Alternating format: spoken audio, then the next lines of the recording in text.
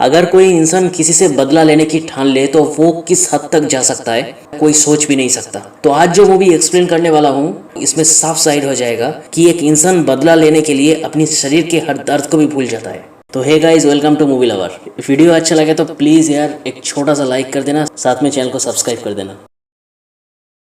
Movie के शुरुआत में रिचर्ड अपनी गर्लफ्रेंड को लेके एक हेलीकॉप्टर में निकल पड़ा अपने ही घर पर, जो कि डेजर्ट के बीच में था।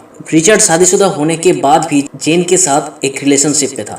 हेलीकॉप्टर से उतरने के बाद पायलट ने रिचर्ड को गिफ्ट के तौर पर एक पैकेट दिया जिसमें पीओटी था। दोनों रूम में चले जाने के बाद शुरू हो गया रोमांस। अब डेजर्ट के बीच में था घर, इसलिए दोनों को डिस्टर्ब करने वाला तो कोई था नहीं। अगले सुबह रिचर्ड के दो दोस्त स्टेन और डिमिट्री अचानक वहां पर आ गया। रिचर्ड थोड़ा सा गुस्सा हो गया क्योंकि उसके दो दोस्त बिन बुलाए मेहमान की तरह उसके हॉलिडे खराब करने आ गया था। अब चारों उस रात एक साथ पीने के साथ साथ नाचने लगे। तो इसी बीच रिचर्ड ने जेन को उस पैकेट को दे दिया था जिसपे पीओटी था, और जेन को कहा उन दोनों से छुपाने के लिए। तो जेन ने उसे अपनी लॉकेट पर छुपा लिया।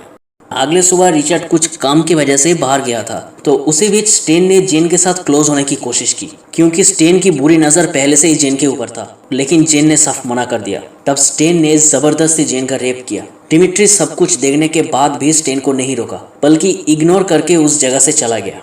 रिचर्ड लौट के सब कुछ सुनने के बाद जेन को सब कुछ भूलने के लिए कहा और बहुत सारे पैसे का ऑफर दिया। रिचर्ड के बात सुन के जेन को बहुत गुस्सा आया। उसने रिचर्ड को कहा कि वो सब कुछ उसकी बीवी को जाकर बता देगी। रिचर्ड ने गुस्से में आके जेन को बहुत जोर से थप्पड़ मारा। जेन उस जगह से भागने की कोशिश की तो उसे पकड़ने रिचर्ड, स्टेन और डिमिट्री तीनों जेन के पीछे भागना शुरू किया। बहुत दूर भागने के बाद सामने खाई की वजह से जेन रुक गई।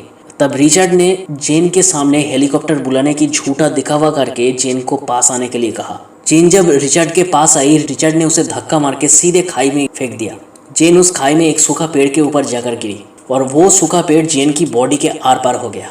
तीनों घर आके जेन की सारी कपड़े जला दिया और साथ में सारे सबूत भी मिटा दिया। उसके बाद उन लोगों ने जेन की बॉडी ढूंढने निकल पड़ा। दूसरी तरफ जेन मरी नहीं थी, वो सिर्फ बेहोश थी।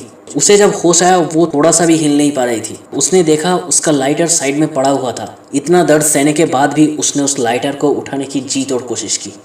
आखिर में किसी तरह उसने उस लाइटर को हासिल कर लिया और वो सूखा पेड़ जो उसके बॉडी के आर पार हो गया था उसे जलाने की कोशिश की, ताकि जलने की वजह से पेड़ टूट के वो नीचे जमीन पर गिर जाए। अब दूसरी तरफ रिचर्ड और उसके दो दोस्त जब ऊपर से देखा वो पेड़ पूरी तरह से जल चुका था, लेकिन जेन की बॉडी वहां पर नहीं थी। तब उन लोगों को थोड़ा सा शक हुआ, तो इसलिए उन तीनों ने तुरंत नीचे गया, लेकिन वहां पर भी जेन की बॉडी नहीं थी। उन लोगों ने देखा कि चारों तरफ खून के छींटे पड़ा हुआ था। अब रिचर्ड को शक होने लगा। उसने उन दोनों को कहा कि अगर पुलिस से बचना है तो जल्द से जल्द जेन को ढूंढना होगा। उन लोगों ने जो खून पड़ा था उसे फॉलो करना शुरू किया और जाके एक तालाब के सामने रुक गया। जेन को जल्द से जल्द ढूंढने के लिए तीनों अलग अलग हो गया। दूसरी तरफ जेन तालाब से बाहर आने ही वाली थी, उसने देखा सामने डिमिट्री खड़ा था। जेन छुपके से डिमिट्री का पड़ा हुआ बंदूक उठा लिया, लेकिन उस बंदूक पर कोई गोली नहीं था। डिमिट्री ने उस बंदूक को छीन लिया और जेन को मार के तालाब में बार बार डुबाने लगा। मौका मिलते ही जेन ने डिमिट्री के पास से चाकू छीन लिया और उस चाकू से उसके आंख पर वार किया। चाकू आंख पे घुसने की वजह से डिमिट्री मार गया। डिमिट्री के पास जो हथियार था उसे लेकर जेन एक गुफा में जाकर छुप गई। जेन ने सोच लिया था चाहे कुछ भी हो जाए, कितना भी खून बहे, रिचर्ड और स्टेन को मार के ही वो चैन की सांस लेगी। लेकिन इतना आसान नहीं था। जेन पूरी तरह से जख्मी थी क्योंकि उस सूखा पेड़ का एक टुकड़ा अभी भी उसके बॉडी के अंदर घुसा हुआ था।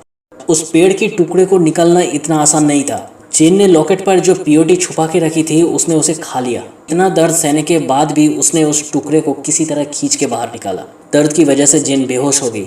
अगले सुबह उसे होश आने के बाद उसने सब कुछ तैयारी करके गुफा से निकल गई। उसका अब एक ही मकसद था, किसी भी हाल में रिचर्ड और स्टेन से अपना बदला लेना। दूसरी तरफ रिचर्ड और स्टेन को तालाब में से डिमिट्री का लाश मिला। अब दोनों ने तय किया किसी तरह जेन को ढूंढ के उसे मारना है। उसके बाद दोनों अलग अलग ढूंढने चले गए। अब बारी था स्टेन का। अब रास्ते में अचानक से स्टेन जो गाड़ी चला रहा था उसका पेट्रोल खत्म हो गया। पेट्रोल भरने के लिए उसने जब नीचे उतारा, दूर से जेन उसके ऊपर गोली चलाया, लेकिन स्टेन अभी भी मरा नहीं था, वो सिर्फ जख्मी था। तो स्टेन को मारने जेन उसके पीछे गई, लेकिन चालाकी से स्टेन छुप गया और पीछे से जेन के ऊपर गोली चलाई। जेन फिर से जख्मी हो गई, लेकिन उसने हार नहीं मानी। पीछे से जब स्टेन गाड़ी लेकर आ रहा था उसे कुचलने के लिए, उसने उठा और स्टेन के ऊपर गोली चला के उसे मार दिया। अब आखिर में रिचर्ड की बारी, लेकिन रिचर्ड तीनों में से सबसे चालाक था। रिचर्ड को मारना इतना आसान नहीं था। जेन और रिचर्ड दोनों एक दूसरे पे गोली चलाना शुरू किया।